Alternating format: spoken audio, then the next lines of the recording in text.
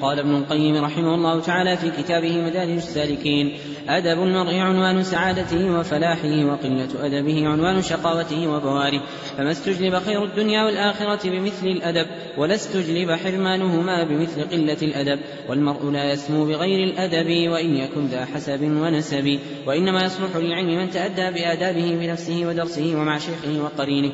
قال يوسف بن الحسين رحمه الله: بالأدب تفهم العلم، لأن المتأدب يرى أهلا للعلم فيبذل له، وقليل الأدب يعز العلم أن يضيع عنده. سأل رجل البقاعي رحمه الله تعالى أن يقرأ عليه، فأذن له البقاعي، فجلس الرجل متربعا، فامتنع البقاعي من إقرائه وقال له: أنت أحوج إلى الأدب منك إلى العلم الذي جئت تطلبه. ومن هنا كان السلف رحمهم الله تعالى يعتنون بتعلم الأدب كما يعتنون بتعلم العلم.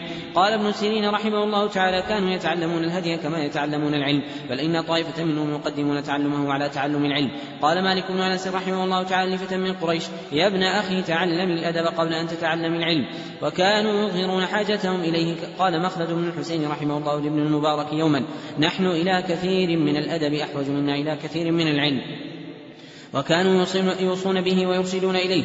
قال مالك رحمه الله: كانت أمي تعممني وتقول لي: اذهب إلى ربيعة تعني بن أبي عبد الرحمن فقيه أهل المدينة في زمنه، فتعلم من أدبه قبل علمه. وإنما حرم كثير من طلبة العصر العلم بتضييع الأدب، فترى أحدهم متكئا بحضرة شيخه بل يمد إليه رجليه ويرفع صوته عنده ولا يمتنع عن إجابة هاتفه الجوال أو غيره، فأي أدب عند هؤلاء ينالون به العلم؟ أشرف الليث بن سعد رحمه الله على أصحاب الحديث، فرأى منهم شيئا كأنه كرهه، فقال: ما هذا؟